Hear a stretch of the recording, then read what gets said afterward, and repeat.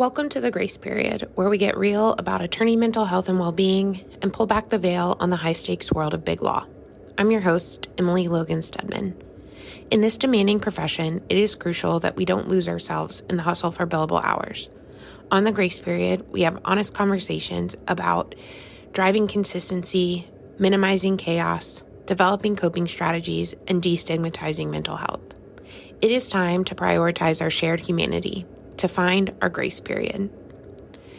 So far this season on the Grace Period, we've defined big law, defined the billable hour, discussed how to track the billable hour, reviewed opening and closing rituals, talked about a master case chart and time management, and defined what it means to take ownership of your files, and talked about how to nudge partners to move projects along. Today, we'll talk about being out of the office and taking vacation. Lawyers are notorious workaholics. We are known for being people that never truly unplug. But time off is essential to building a sustainable career and preventing burnout. If we do not take breaks, we cannot operate at our highest potential. Stepping away can stir up a lot of emotions. Most of these feelings are based in fear. Fear that it'll create more work before and after you take a break.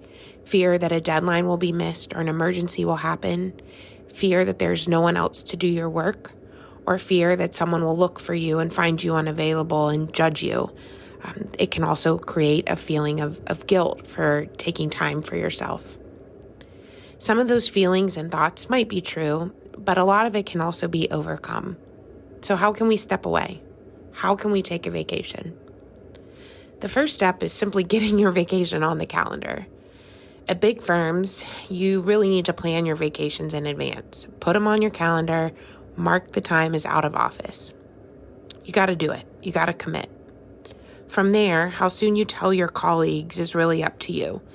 You'll need to trust your gut about who you report to and how far out they like to know about vacations. Some partners will care more than others. Some will ask you that you put the dates on their calendar. It's important that you're flexible and meet the needs of those you report to. Then pay attention in meetings and as time passes and as you're getting new assignments. When a date that is around, near, or in line with your vacation comes up, mention your vacation. You know, I'm out that day, or I'll be out before that date or after that date. That way it stays top of mind. The same goes for deadlines that come up for the time during or around your trip. Tell them, is that deadline movable? I'm out of the office, or just reminding you that I'm on vacation that day. As we get closer, we can talk about how to cover while I'm gone. There is no such thing as over communication on this front. About a month out from your vacation is when I recommend starting to send a formal communication about being out of the office. I like to send this email to everyone I work for. I send it to me on the to line, so it'll say to Emily Stedman, and then I blind copy everyone else I work with.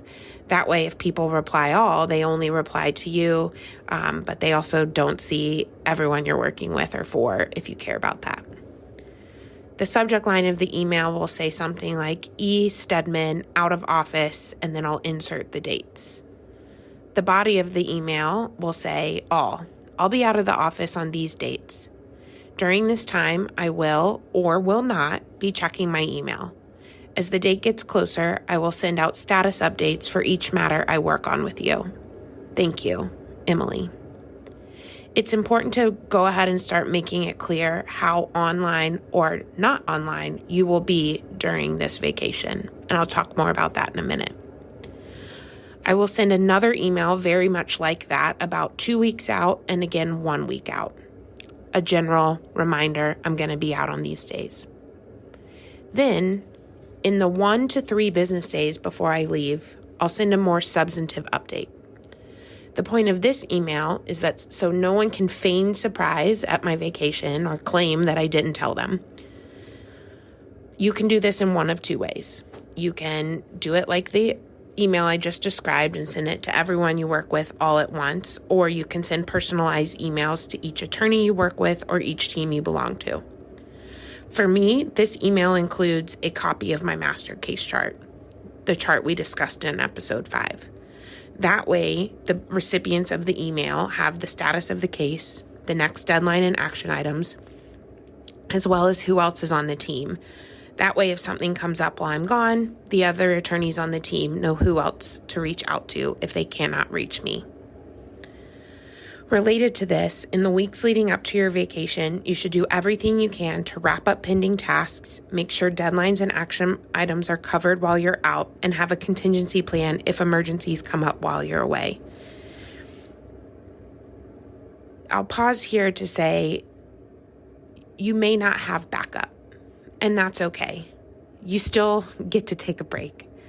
It's just about communicating who they could reach out to, even if it's a paralegal or your assistant, or how online you will be if you're going to be checking your email or willing to do work on certain matters while on your vacation. If you do have backup or there's just one other attorney on your file, either way, you should make sure that any colleagues have access to the files, the systems, and resources they need in your absence. You can have a short meeting or call to download colleagues on these ongoing matters so they're up to speed. You want to tie up all loose ends, or as many as possible. You don't want to leave a mountain of work for others to do while you're gone, or for you to do when you get back. Another related point is your out-of-office message, the autoresponder you can turn on to tell anyone who emails you that you're away. I'll typically have one message tailored for internal or firm contacts and another for external contacts. In my out-of-office message, I will include when I'm out and when I return, how much or whether I plan to check emails, being as specific as possible, and who else to contact if something is legitimately time sensitive. If I plan to work on the trip, I'll include my cell phone number for calls and texts. If I'm not going to work on the trip, I'll include the name, email, and phone number of my assistant or coworker to reach out to. It is critical to be as specific as possible in your out-of-office message. What do I mean by that? If you're having a baby, you should tell people you're having a baby. If you're getting married or going on your honeymoon, you should tell people that. One, because you're human and you deserve to celebrate those moments. And two, so that people know, legitimately to think twice before asking you to do something. The same goes for more serious things like bereavement or funeral time or losses in your life. You don't want to overshare, but you want to set a tone that people understand, how much you really are or are willing to be contacted while you're out. And again, to maybe help people think twice before breaking the boundary that you're trying to set. So you've told people you're going on vacation, you've reminded them, you've given them status updates before you go, you've gotten coverage for your work, and you've set your out-of-office message. Now what? What you do on vacation is up to you. You want to think proactively ahead of time how much you're going to be online. I've had vacations where I work the whole time, not really a vacation, but a trip. I've had vacations where I log off completely, and I've had vacations where I check email in the morning and at night to triage messages so my inbox doesn't get out of control, and so I know what I'm walking into when I return. I've had vacations where I'm essentially off the whole time, but I know I have one important filing I need to log on and take care of. It can really vary, and it is truly up to you and your life circumstances how much you unplug. And honestly, it'll vary from vacation to vacation, from leave to leave. And of course, this is the hard part for attorneys, actually unplugging and disconnecting while we're away. Ideally, you can occasionally or often take vacations where you can completely shut off from work and leave monitoring emails or voicemails to others or for yourself when you return. But that's not the reality for every vacation or every human, and that is okay. If you need to check in periodically, do it, but try to set boundaries like, I'm only going to check for an hour in the morning and 30 minutes at night. And I'm just triaging emails or checking for emergencies. The goal is for you to have a personal boundary where you avoid responding to or engaging with anything that is not urgent. You can have someone else review your emails and be able to tell you, hey, Emily, this is actually an emergency. Or, hey, Emily, this actually requires your specific attention. You need to set these expectations with yourself and stick to them. And again, this is another example of a place where I'm really preaching to myself here because I'm honestly not always great at this. In addition to setting expectations for myself and sticking to them, I need to set expectations for my colleagues, for my clients, for my husband and family, and all the people I go on these trips to see. There's no such thing as over-communicating, truly. I can't repeat that enough. Only under-communicating will get you in trouble. So, set expectations with yourself, clients, colleagues, and staff about your availability and how limited it will be. Pausing there before we switch to what happens when you get back. After you have an actual break, it is important to ease back into work.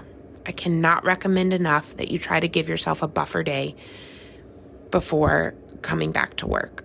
What I mean by that is if I'm going back to work on a Monday, I will end my vacation on Saturday. Then on Sunday, I can unpack, catch up on my personal life, and do a little work prep so Monday isn't so rough or a surprise. On that first morning back, I'll also try not to dive right into substantive work. First, I'll quickly scan for any true emergencies, and then I'll prioritize tasks and map out a plan to efficiently get back up to speed and start knocking action items off the list. I'll give myself a lot of space and grace that first day back. It can be really tempting to burn the midnight oil before and after a vacation, to push harder to make up for the time off, to push harder to make up for the missed billable hours. That can be counterproductive. That can be detrimental to your health. That can undo the benefits of taking a break. All the things I've talked about this season on the grace period, including in today's episode about communicating, taking time away, creates a plan, and it helps you avoid having to push harder before and after a vacation. It makes it less overwhelming when you return to work. Finally, some of you might not love vacations. Those people do exist. I am sort of one of them. My natural inclination is to take shorter breaks, an afternoon here and there, a long weekend, a random day here and there, a mental health day, if you will. And that's okay. What matters is that you actually take a break. You do not earn taking a break. You do not have to avoid vacation until you hit certain milestones. Breaks will help you build a sustainable career. Yes, you need to build credit and trust with your colleagues and clients. Yes, you need to show that you can be reasonably available and responsive. And yes, you can and should step away to avoid burnout and in order to create a more sustainable career.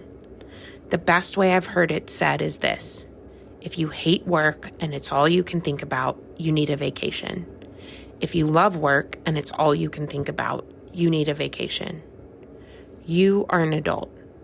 Act like a responsible, professional adult, and you'll be surprised what you can do while also achieving those career milestones you're dreaming of. Thank you for joining me on this episode of The Grace Period. I hope this discussion has provided some insights about taking time away and taking vacations. Next week, I'll wrap up this first season of The Grace Period. I'll recap some highlights and answer questions sent in from the listeners. So if you have any questions you are dying to ask or that are follow-ups on anything I've talked about this season, please don't hesitate to send them to me on LinkedIn, Twitter, email, call me, whatever. Remember, you don't have to sacrifice your well-being for career success. By prioritizing self-care, setting boundaries, and seeking support, you can survive and even thrive in the law and in big law. Until next time, take care of yourselves and each other. That is the path to our grace period. Disclaimer: This podcast is for informational and entertainment purposes only. It does not constitute professional advice of any kind, including legal advice. No attorney-client relationship is created by listening to this podcast.